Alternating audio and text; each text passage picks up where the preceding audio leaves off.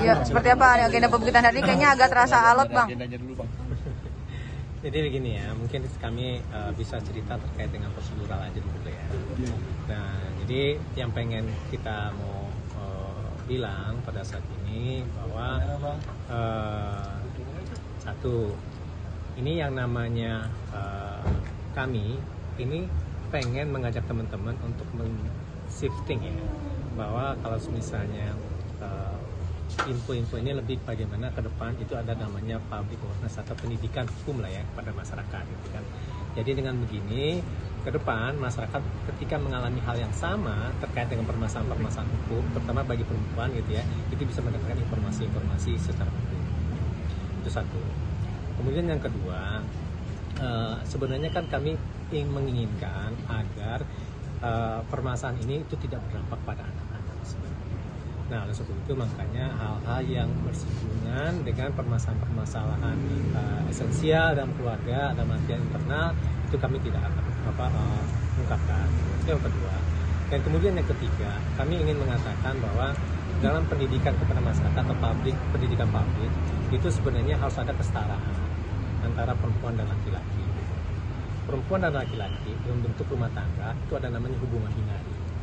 Hubungan binari itu adalah hubungan yang saling menguntungkan, hubungan saling mengisi, bukan hubungan yang saling mendominasi. Gitu ya.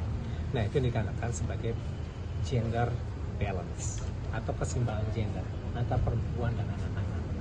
Gitu. Istri itu sebagai anggota keluarga, dia itu harus ada semacam akses-akses pendapat-pendapat dan macam-macam. Nah, dengan demikian maka yang namanya perempuan itu berhak mendapatkan apa yang dia inginkan sebagai seorang ibu. Jadi itu sih sebenarnya yang ingin kita katakan. Pertama soal kepentingan terbaik seorang anak yang memiliki beberapa indikator gitu ya, baik indikator ekonomis, psikologis, dan kemudian juga indikator terkait dengan bagaimana kebutuhan-kebutuhan dari anak. Jadi the best interest of the child itu sebenarnya itu ada beberapa indikator. Nah, jadi indikator-indikator itu yang kami pegang agar anak-anak itu tidak bingung, anak-anak tidak memahami ada permasalahan kepada dari orang tuanya. Itu yang sangat penting pegang. Dan kemudian yang kedua yang saya bilang tadi itu terkait dengan ada keseimbangan antara perempuan dan laki-laki. Karena kadang-kadang di Indonesia ini kan masih tercipta semacam patriarki patron. Ya. Nah, ini yang pengen dicoba untuk diubah ke depan agar yang namanya perempuan itu juga mempunyai hak-hak.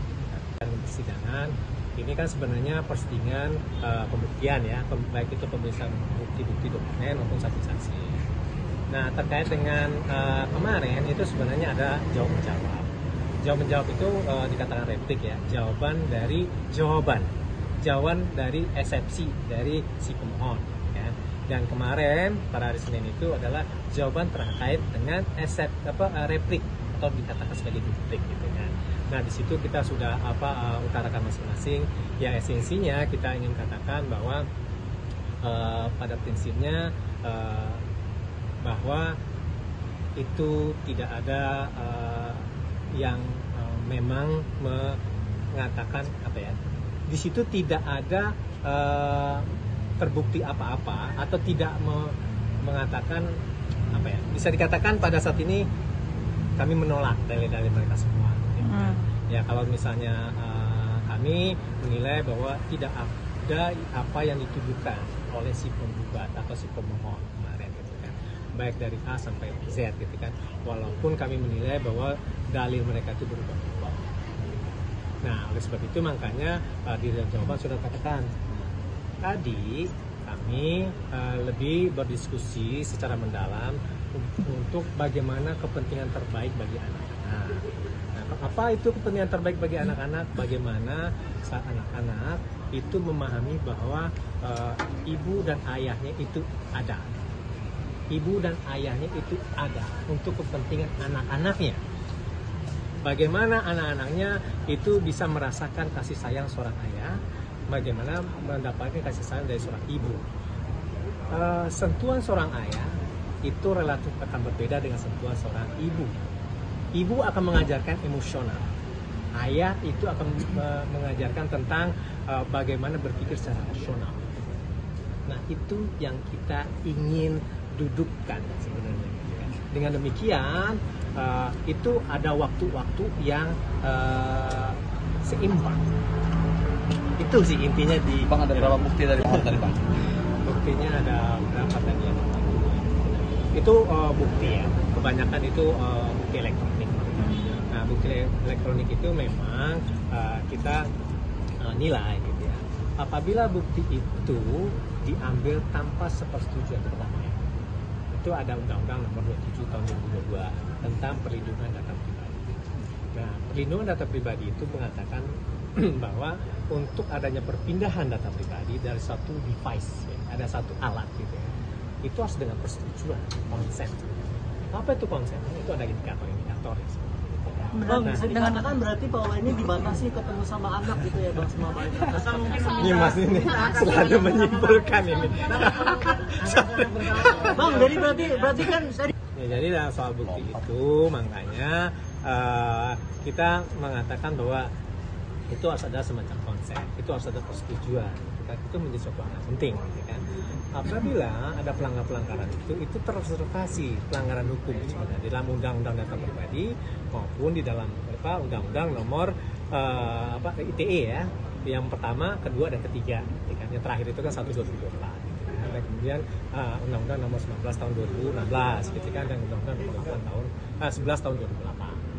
Itu berurutan ya, itu nggak ada dihapus ya, tetapi itu saling memperbaiki antara Undang-Undang 2008, 2016 dan 2024 itu kira-kira. Nah, baik Undang-Undang Perlindungan Data Pribadi dan Undang-Undang ITE gitu kan.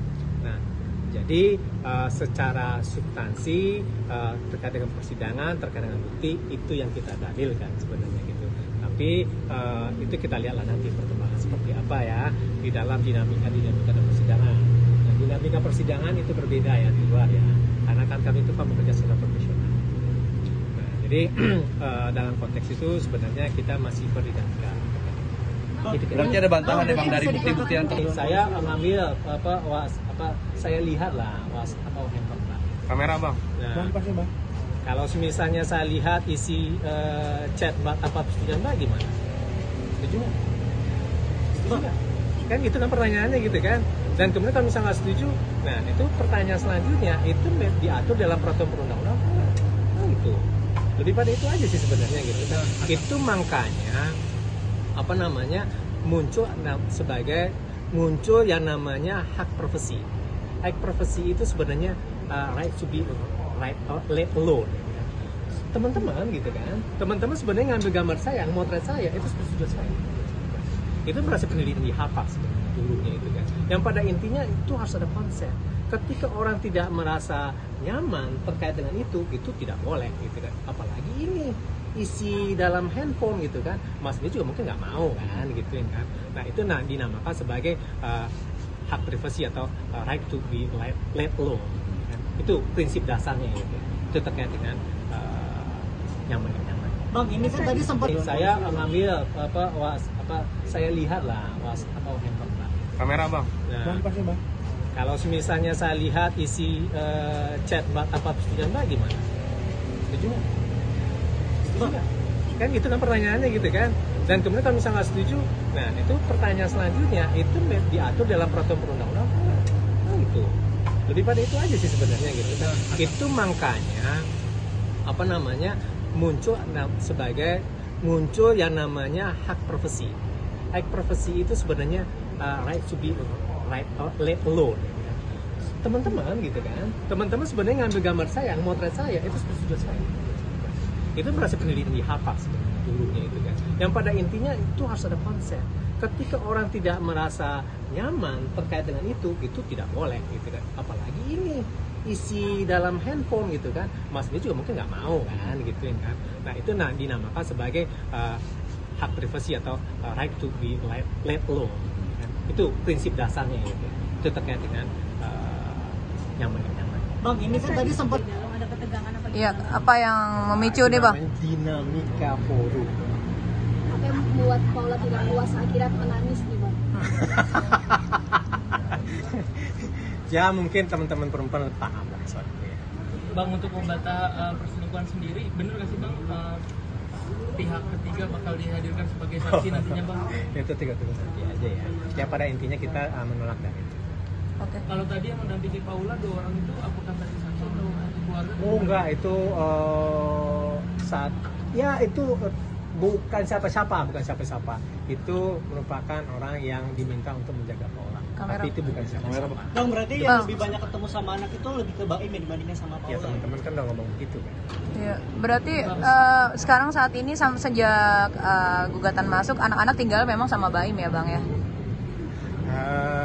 Ya tadi kan udah ditanya tadi itu ya. Nah, untuk akses Paula sendiri seperti apa bang selama ini? Persulit gak sih Bang sama Baim tuh persulit untuk bertemu sama anak? Ya pada intinya sih ya, itu kan harus ada kesamaan akses ya. Nah kesamaan akses itu bukan dalam artian dibolehkan ketemu atau tidak ya. Yang pernah saya bilang kemarin itu sebenarnya anak itu membutuhkan perlakuan sama gitu. Antara seorang ayah dengan bapak, bukan dikatakan anak itu mau atau tidak gitu kan. Ya kalau itu haknya diserahin aja gitu kan. Berikan waktu bagi si ibu untuk bisa berbicara. Berikan waktu bagi si ibu untuk memeluk. Berikan waktu bagi si ibu untuk bernangis bersama. Nah, jadi itu sebenarnya yang diharapkan ya. Nah, aksesibilitas itu dikatakan akses kan membuktikan itu, dan kemudian setelah itu ya bukan permasalahan ada akses yang tidak disetujui sama dia, bukan, tapi lebih kepada persoalan bahwa kami punya bukti bahwa itu tidak terjadi apa-apa dan tidak ada apa-apa juga gitu kan, walaupun pada saat ini yang berkembang ya itu ada bukti dan macam-macam, dan kami punya dua bukti gitu kan. Nah itu yang kami akan kontestasikan di persidangan nanti. Oke, belum kayaknya Paula kan kalau pas digugat awal kan itu kan kayak nggak siap ya untuk bercerai dari Baim. Nah sedangkan sekarang kayak sudah lebih menerima, sudah lebih siap gitu bang, dan bahkan ingin meminta hak asuh anak untuk jatuh ke tangan dia. Seperti apa bang? Apa dia sudah mulai damai dengan keadaan? Mbak kan punya anak ya, kan gitu ya. Kalau Mbak punya anak gitu kan, apa Mbak akan berdamai dengan keadaan? Kan nggak juga. Tapi kan sebenarnya lebih kepada bagaimana ini bisa diselesaikan baik-baik. Itu maka pertama saya mau bilang bahwa ini sebenarnya suatu forum untuk menemukan anak itu bisa mendapatkan hak-haknya dia. Karena itu yang penting. Karena begini ya, dalam keluarga atau dalam hubungan yang paling umum, perempuan itu adalah kelompok rentan. Gitu ya. Perempuan itu kelompok. Di samping ada kelompok-kelompok disabilitas ya.